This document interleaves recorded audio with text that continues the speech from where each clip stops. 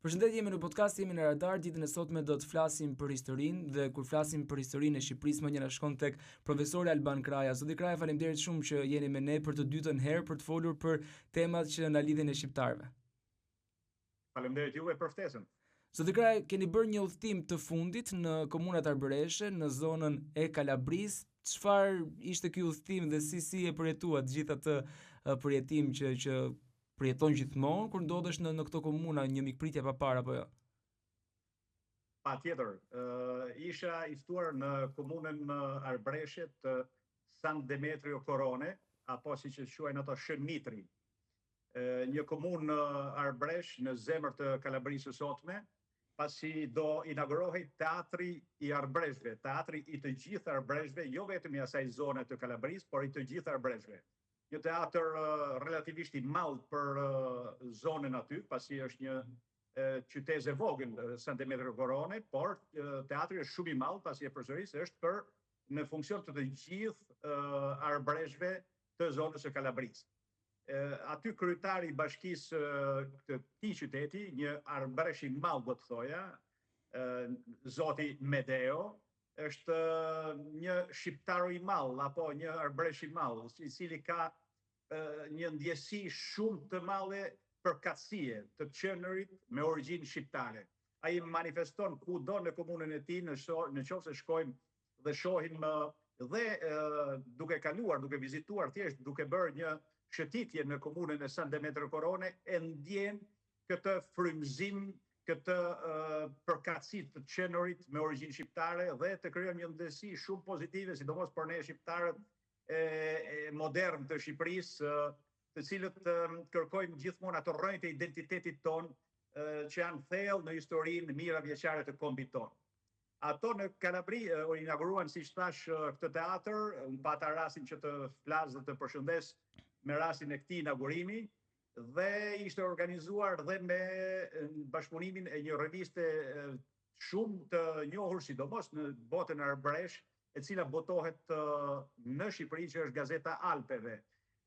Një gazetë, një revistë që është dhe online, e cila bëri një prezantimin e saj në këtë event që ishte shumë i rëndësishëm për botën arbëreshe. Por bota arbëreshe sot gjendet dhe përpara një vështirësie, po ta marrim shumë në aspektin ekonomik, pasi atje investimet fatkeqësisht shtetërore janë të pakta në krahasim me veriun e Italisë. Unë ju propozova në fakt që ato të mbledhen, të krijojnë një asociacion të bashkuar, pra një asociacion komunësh arbëresh, pavarësisht se janë të shputura nga njëra tjetra, dhe të kërkojnë që të çojnë përfaqësuesit e tyre në Parlamentin Italian, ashtu siç kanë bërë në të kaluarën. Pasi të kujtojmë që ato kanë dhënë për Italinë, për te asaj që kanë dhënë për Shqipërinë, që unë do e përkujtoj në pak minuta, kanë dhënë shumë dhe për Italinë, pasi të kujtojmë se ato ishin frymëzuesit dhe ekzekutorët fizik, të quajmë kështu, të atij spedicionit dei Mille, që quajmë këto, të 1000-ve, që ishte spedicioni i cili inicioi, pra i dha nismën e parë, shtysën e parë procesit të bashkimit të Italisë në vitin 1861, pasi ditë që Italia në atë vit u bashkua. Pra kur Garibaldi arriti në Siqili, Zanafilla i des për spedicionin, për nisjen e fushatës së të Garibaldit, ishte iniciator dhe frymëzues ishte Francesco Crispi, ai që do bëhej më vonë kryeministër i Italisë dhe që ishte me origjinë shqiptare, ai që kur i shkruajti edhe Deradës, që është një figurë e madhe arbëreshe shqiptaro-italiane, pra i shkruajti Deradës duke thënë që kur ishte kryeministër, i dashur Derada, unë do vazhdoj të mbështes kauzën e shqiptarëve, sepse kauza e shqiptarëve, çështja e shqiptarëve për pavarësi është dhe imja, pasi unë jam shqiptar me gjak dhe zemër. Pra këtë ai ja proklamoi dhe Deradës, pasi disa herë ka përmendur një gjë të tillë, Francesco Crispi, një shqiptar i jashtëzakonshëm, pasi në kujtimet e tija dhe Ismail Qemali, babai i pavarësisë shqiptare, pra Ismail Qemali e kujton në kujtimet e tija kur takoi Crispin në Itali, në moment që ai ishte kryeministër, ai ju paraqit dhe i foli me një shqipe të kulluar, aq sa beta thot Ismail Qemali i habitur me përsosjen e të shprehurit në gjuhën e sakt shqipe të pastër arbëreshte. Dhe përmes tyre pra figurave ato kanë arritur që të kontribuojnë shumë për Italinë. Krahu i djathtë i Garibaldi ishte generali Damis, një tjetër shqiptar italian, pra për një tjetër arbëresh, ishte një ministër i famshëm një asaj kohe në Bashkimin e Italisë, që ishte ministri i mbretërisë italiane, ministri Masi, që ishte një tjetër dhe ky shqiptar arbëresh, dhe në procesin e bashkimit të Italisë kanë dhënë kaq shumë arbëresh sa që duhet të kenë një vend sot nderi në panteonin e herojve të Italisë dhe të atyre që kanë dhënë kontribute të vyera në të gjitha fushat, pasi të kujtojmë që ato kanë dhënë shumë. Dhe në aspektin e ekonomisë, po të marrim një ndër figurat kryesore të themelimit të bankave italiane dhe të bankave më të fuqishme, që ishte quhet il padrone dei padroni, pra si thua pronari pronarëve, bankieri famshëm Kuqa, ishte një figure jashtëzakonshme Kuqa dhe arriti që të bënte dhe atë Mediobankën. Por të kujtojmë që Arbresh ishte dhe ai që themeloi gazetën e parë italiane në procesin e pas pavarësisë së Italisë, të bashkimit të Italisë, që ishte një shqiptar i cili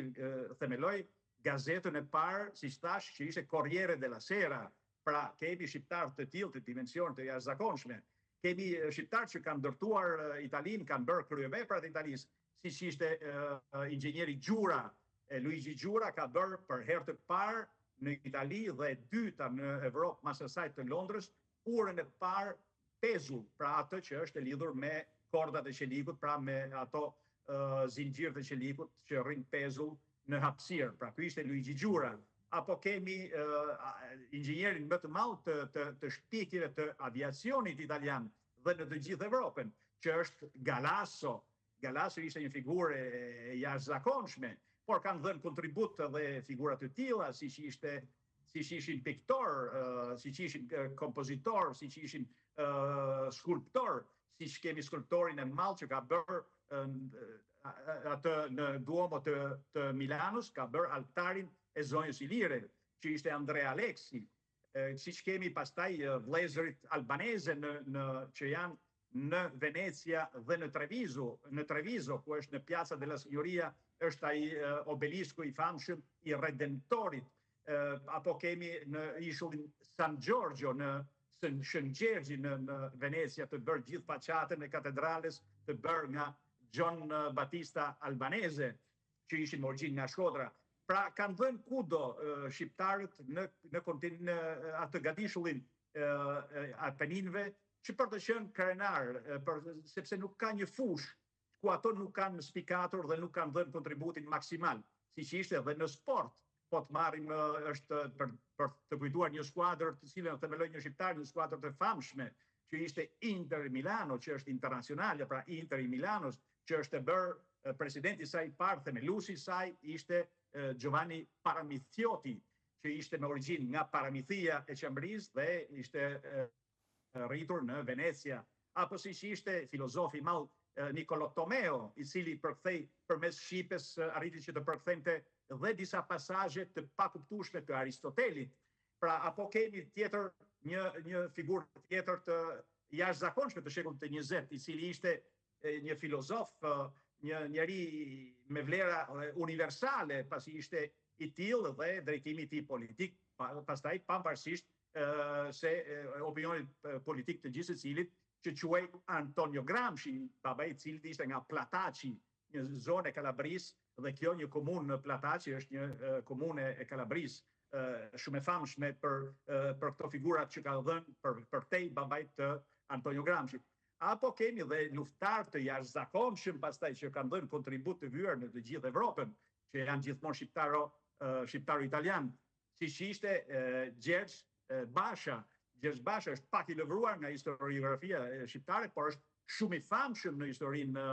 italiane dhe në tej atë evropiane. Dhe ky quhet nga italianët Giorgio Basta. Giorgio Basta ishte i biri i Dimitrit, ishte nipi i Franit. Frani militonte, pra ishte ushtarak në bord të Gjergj Kastriotit. Dhe Dimitri ishte në kohën e plejadës së shqiptarëve që komandonin në Itali, plejada 2 me njëhershme mas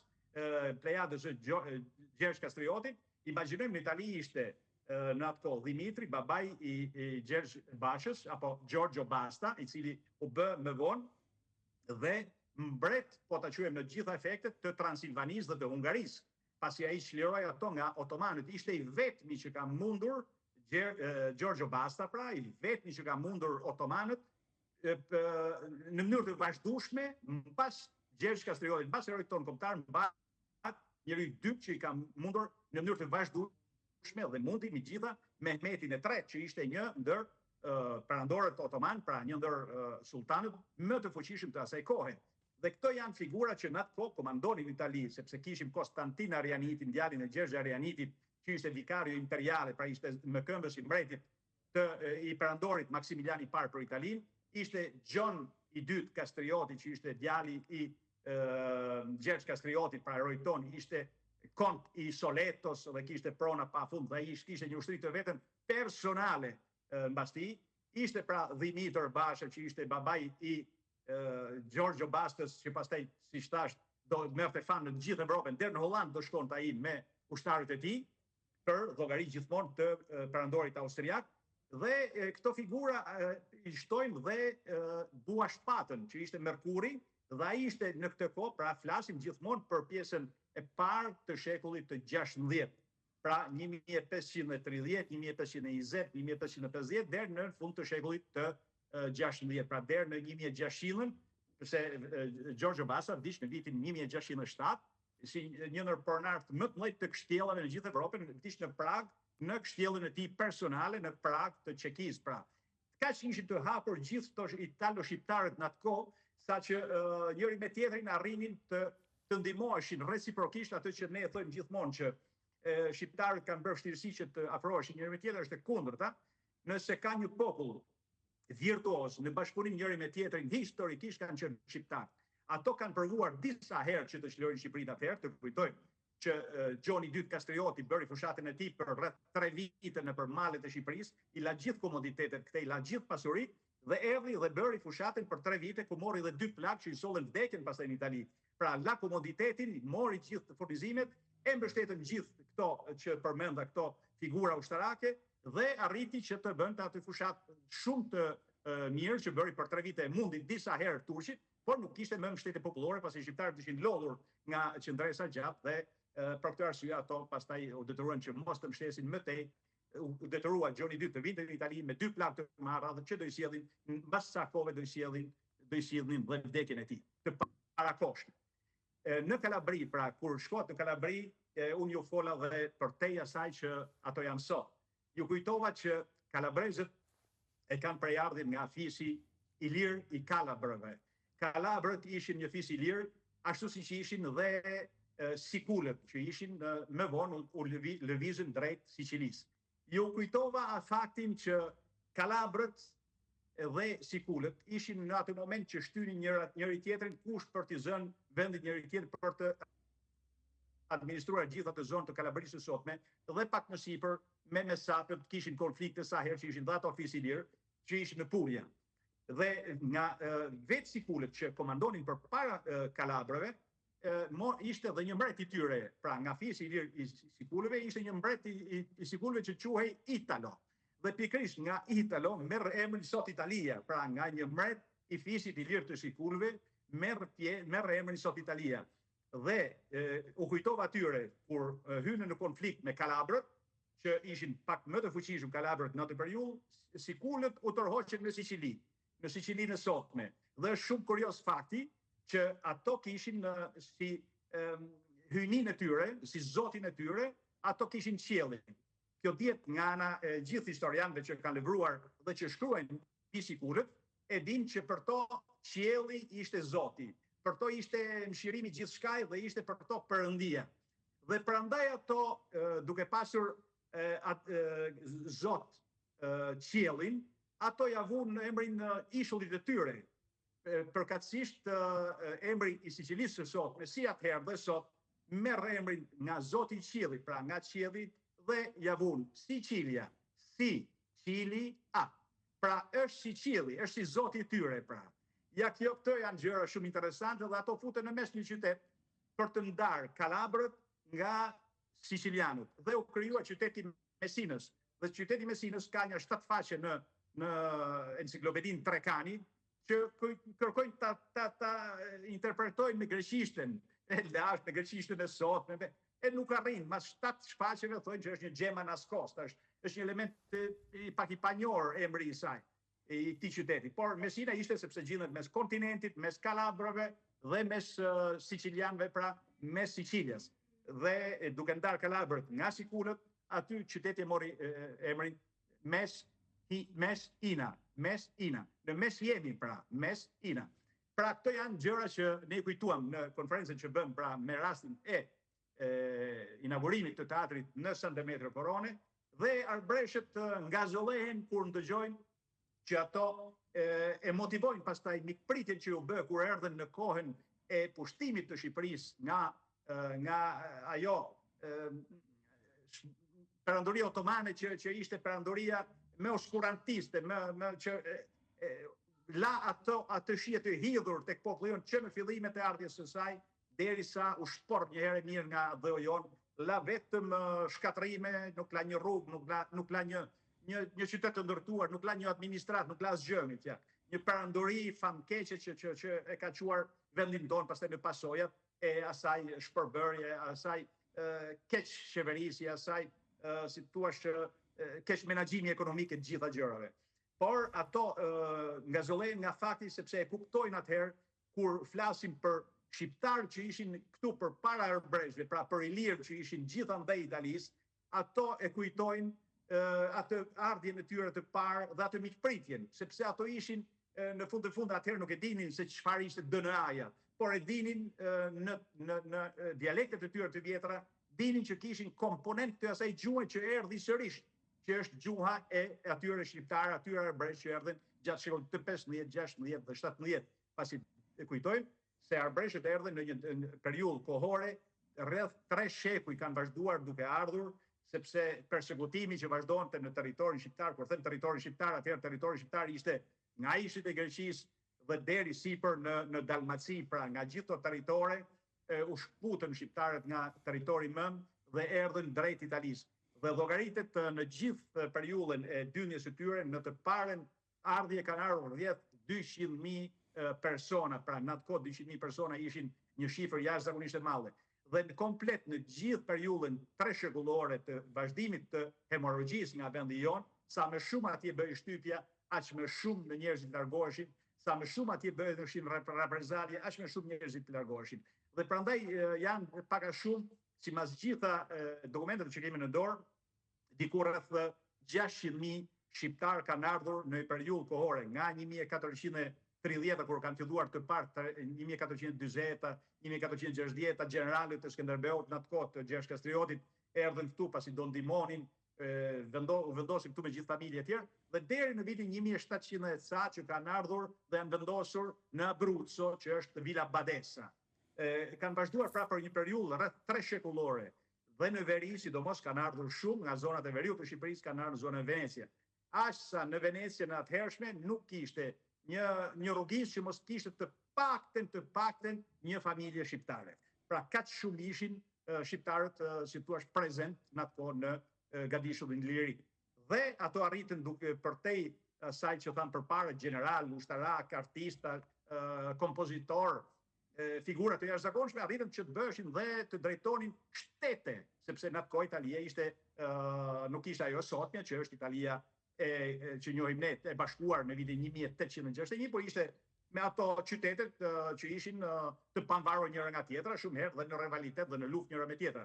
Siç ishte Gjenova. Gjenova për rreth 2 shekuj e gjysmë, ajo është udhëhequr nga një familje me origjinë nga Durrësi, e themeluar kjo dinasti nga Michele Lazi e kishte ai, dhe e kthyn mbiemrin për mos të humbur origjinën, sepse shumë herë shqiptarët e parë, shqiptarët e Brezit parë dhe dytë nuk donin që të humbin origjinën dhe vendosnin si mbiemër atë të qytetit tyre, apo e vendosnin albanezi, albani, Durazzo, ka mbiemra këtu Berati, Skutari, ato që ishin nga Shkodra. Prandaj Mati ka deti, janë biemra që ato ja vendosin vetes për të mos humur në brezat e mëtejshëm, për mos humur atë originalitetin. Do ju jap një ekskluziv pastaj sepse meritoni lidhje me një diskutim që pata me një ndër pasardhësit e heroit ton kombëtar, i cili vaj mban emrin Kastriota Skanderbeg. Emri i tij është Kastriota Skanderbeg. I kërkova në rast se ne do arrijmë që të finalizojmë atë përpjekjen tonë, që është një përpjekje me të vërtet titanike për të arritur, për të bërë, për të marrë ndonjë mostër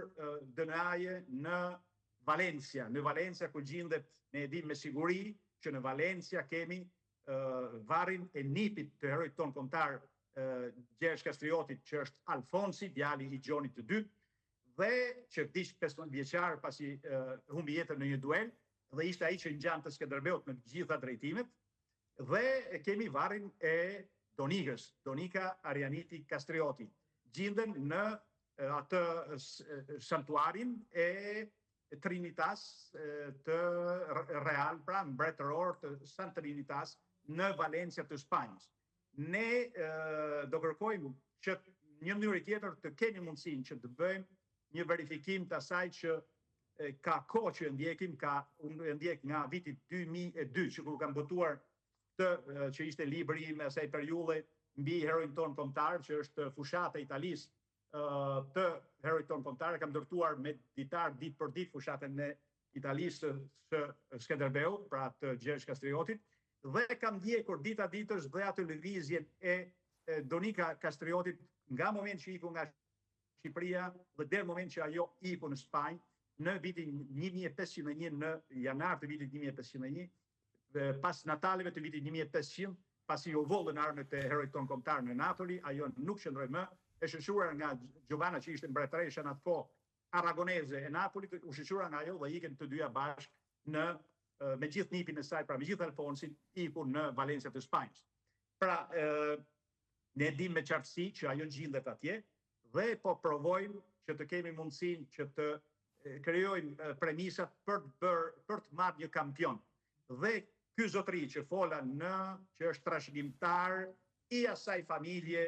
që ka gjithë pemen genealogjike të ndërtuar dhe quhet e përsëris prap mbiemri i tij është Kastriota Skanderbeg, na dha disponibilitetin e tij për një eventualitet të një krahasimi të DNA-s. Nëse, sipas gjitha gjasave, kam 6 burime që çojnë që eshtrat e heroit ton kombëtar Donika Arianiti Kastrioti i mori me vete në një sundyk të mbyllur, pra në një sarkofag të mbyllur, i cili nuk u hap asnjëherë sipas gjithë dëshmitarëve që e kanë shoqëruar Donika Arianiti Kastrioti në gjithë atë lëvizjen e saj nëpër Itali dhe pastaj në Spanjë. Dhe kjo kasë mbyllur, pra ky sarkofag i mbyllur, u varros bashkë me të, sepse kishte lënë me amanet, u varros bashkë me të në varrin ku gjendet sot në atë santuarin e Shën Trinitas në Valencia të Spanjës. Pra nëse arrim që të marrim një kampion atje dhe të krahasojmë me Kastriota Skanderbegun ton të sotëm që kemi këtu në Itali, atëherë do kemi me shumë mundësi një përgjigje shkencore të atyre mbetje mortore që janë atje. Do duhej që të lëvizte shteti, do duhej që të lëviznin ministrit, për fat keq nuk ndodh një gjë e tillë. Ne vazhdojmë rrugën tonë, pasi për ne është e rëndësishme që herë të vonë eshtrat e figurave tona të mëdha, eshtrat e Donika Arianiti Kastriotit që e di me saksi që janë atje, eshtrat e nipit të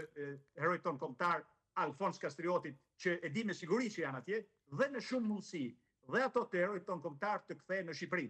Të kthehen në Shqipëri së bashku me ato të mbretit Gent që ne i kemi dhe ato të mbretit Gent në një mauzole këtu në Itali, në Gubbio, në qytetin Gubbio të Italisë, dhe të kërkojmë të krijojmë atë si thua vijshmëri historike të gjithë njerëzve tanë të famshëm, duke filluar nga ato dhe duke vazhduar dhe me figura të tjera që kanë kontribuar shumë për atë tonë, që na kanë ndritur fytyrën dhe na kanë zbardhur faqen në kontekstin evropian për shekuj me radhë, pasi ta dim, në qoftë se ne në vitin 1912 ne undam, pra na përçan, na prejnë kufit, na syrgjynosën, pra na hoqën territorin ton, na shqyen territorin ton, në vitin 1913 dhe sidomos në atë konferencën e vitit 1920, kur shkonte Gjergj Fishta me adhetar tjerë me gjithë rresht njëri pas tjetrit shkonin dhe kërkonin drejtësi për kombin shqiptar, duke kujtuar veprën e heroit ton kombëtar Gjergj Gjon Kastrioti Skënderbeu, ato arritën të bindin fuqitë e mëdha, qoftë në 13-ën, qoftë 1920-ën, për të rinjohur të paktën aq i vogël, po për ta njohur shtetin shqiptar. Përndryshe ne do kishim përfunduar si kurdët, do kishim përfunduar pa dhe, do kishim përfunduar të përqarë dhe të ndarë në gjitha shtetet. Nuk e di se si mund të kishin shkuar punët sot, por një gjë është e sigurt, nuk do kishim pas një shtet ama. I vogël, aq i vogël sa është i papranueshëm konceptualisht se sa ishim ne, por të paktën e kemi një shtet të vogël nga i cili duhet të nisim dhe të aspirojmë gjëra më të mëdha. Kjo ishte merit kryesore e asaj familjes Kastrioti, që ishte familja më shquar e gjithë midjeqarit të dytë të vendit ton dhe pa diskutim që Gjergj Kastrioti është figura qendrore evropiane e gjithë midjeqarit të dytë. Pra ne po përpiqemi të ngrejmë këto figura dhe t'i sjellim atje. Ka shumë prej atyre që mendojnë që do ne vjellin, do ne grabisin. Kishte një ekonomi relativisht të mirë që i lejonte që të vazhdonte të qëndronte. Pra kishte dhe eksport në atë kohë Shqipëria përmes porteve të saj, sillte Kripën deri në Brindisi, sillte Pelhurnat deri në Rom, sillte në atë kohë kishte dhe të korrat që ishin të shumta. Pra ne kemi mundësinë që të ngrejmë edhe një herë në pjedestal atë familje që la shumë për Shqipërinë dhe duke ngritur të në pjedestal ngrejmë kombin ton lart, ngrejmë figurat tona, ngrejmë dhe imazhin ton, pasi të kujtojmë edhe një herë që ne shqiptarët jemi populli më paqësor në botë, populli më jashtëzakonshëm në botë. Të jap vetëm dy shembuj. Ne kanë 200 sa vite që serbët e dim shumë mirë që janë sjellur në mënyrë barbare, njerëzore me shqiptarët, duke filluar nga qytetet dhe fshatrat rreth Nishit, që ishte Nishi, ishte qyteti jonë, ishte qyteti ku lidhi Konstantin i Madh, ai që solli pastaj alfabetin edhe një herë pellazik e futi në lojë për t'i dhënë një alfabet kryeqytet i lirë që ishte në atë kohë Konstantinopoli, të Ilirisë që do krijonte ai. Pra dhe atë e mori pastaj siç na dëshmon dhe historiani Marcellinos quajnë romakët Marcellinus, ai na jep shumë element historik të asaj kohe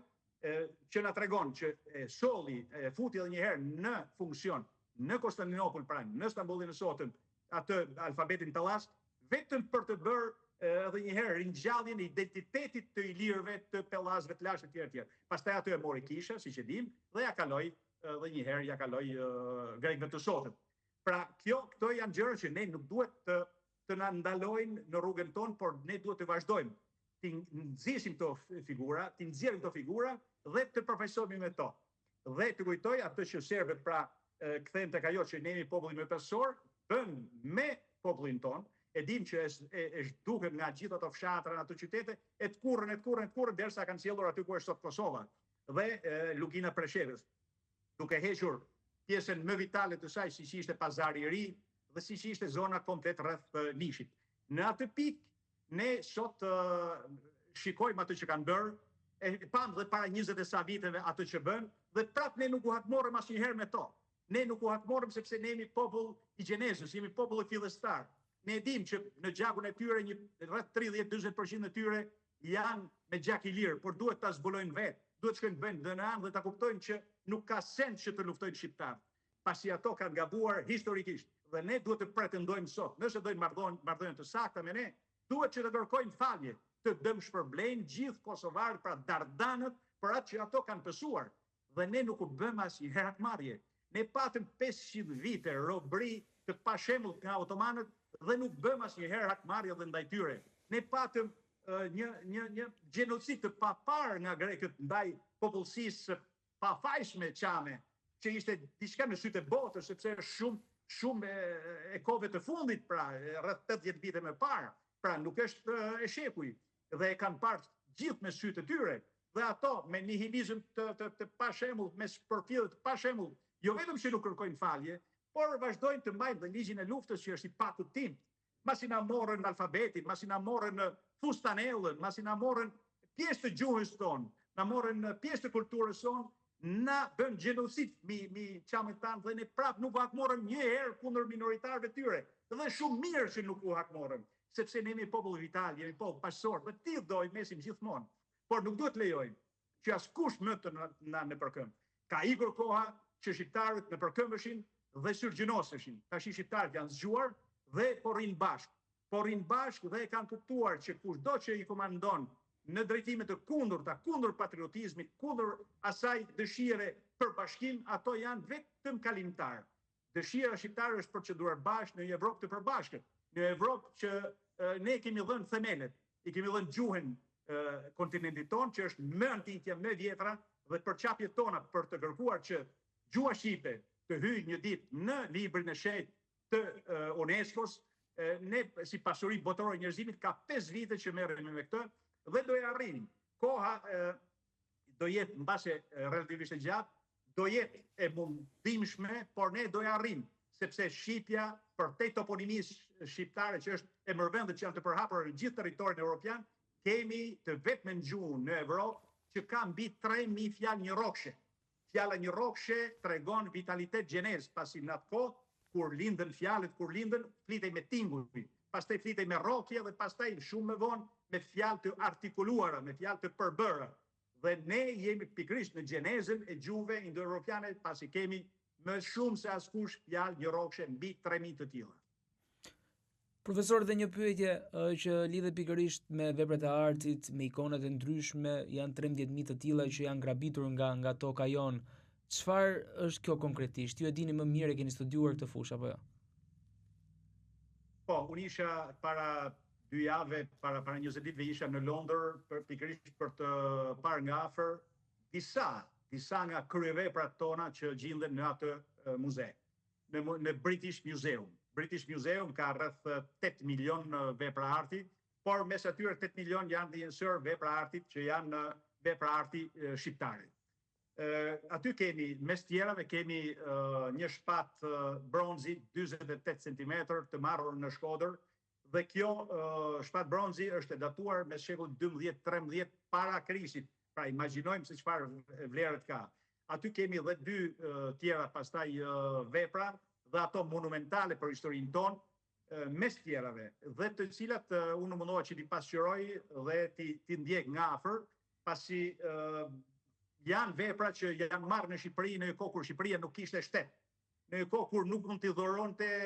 askush, as nuk mund t'i shiste askush, pasi nuk kishin titull për gjë të tillë. Pasi dim që veprat e artit trafikohen dhe nuk shiten, pasi një shtet që shet veprat e tija të artit është një shtet që ta kuptojmë vetëm fjalën që nuk duhet të ekzistojë. Prandaj nuk e kuptoj se si është e mundur që të vazhdojnë të mbahen këto vepra arti. Po përtej atyre që janë në British Museum, ne kemi vepra të një rëndësie jashtëzakonisht të madhe për historinë tonë, për arkeologjinë tonë, për të kaluarën tonë, që janë dhe në Louvre. Janë 20 të tilla që janë vepra të rëndësisë së veçantë, plus tjera që janë më të vogla. I kemi në Muzeun e Saint-Germain, i kemi në atë të Delis Invalid, i kemi në Muzeun e Stambollit, i kemi në muzet e Beogradit, i kemi në muzet e Athinës dhe të Pireut. Pra ne kemi të shpërndara veprat e artit tona, mbi 13.000 kemi llogaritur që nga viti 1824 deri në kohët tona moderne. Dhe vetëm nga viti 1991, pra, në momenti i demokracisë shqiptare, pra, mas rënjës së komunizmit, deri në vitin 1997, për periudhë kohore 7 vjeçare, pra para 30 viteve, nuk jo para shekujve, janë zhdukur rreth 2300 vepra artit nga muzeumet tona. Pra janë vepra artit të listuara, të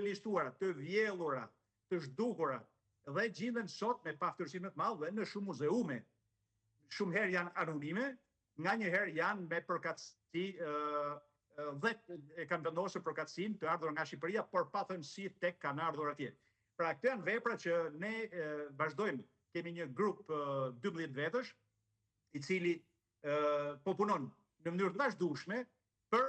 mapaturën, për të gjetur kudo që janë këto vepra arti. Në momentin që do kemi gjithë listën komplete, do kemi gjithë atë hartën se ku janë, atëherë do ja dorëzojmë patjetër Interpolit, që të marrë masat e duhura, pasi shumica tyre janë të vjellura, të trafikuara. Pra gjithë këto vepra artit janë të përhapura në 4 anët e botës. Ne do kërkojmë në momentin që të kemi mapaturën, në këtë grupin tonë të punës prej 12 viteve kemi arkeolog, kemi historian, gjithë të diplomuar në perëndim, pra njerëz ekspert të fushës, dhe kemi gjuhtar dhe do kërkojmë që në moment që të kemi atë mapaturën definitive, si thosh përfundimtare, që të kemi të listuara se ku gjenden gjitha, do përpiqemi që të ja dorëzojmë Interpolit, që gjitha ato vepra që janë të trafikuara të rikthehen, të paktën të bëjmë përçapjen, dhe do ja dorëzojmë një kopje dhe ministrisë, duke shpresuar që një ministri që të jetë atdhetar, që të jetë pasional, ta duaj vendin e tij dhe ta vej përpara çdo gjë tjetër. Një ministri që nuk duhet ta zëj gjumi natën, duke menduar që ka mbi 13.000 vepra arti shqiptare të tokës tonë dhe të mbi tokës tonë që janë të trafikuara apo të fshehura apo që gjenden në muzet anë mban botës pa pasur të drejtë që t'i mbajnë. Pra, nëse do kemi njerëz të tillë, misionar, pra dashnor të vendit tonë, sigurisht që do kemi sukses pastaj me gjithë atë sakrificën tonë që bëjmë, me gjithë atë përqapjen tonë që bëjmë. Dhe diçka të fundit do ishte shumë e rëndësishme që të fillohet përqapja për të futur një herë në shkollat tona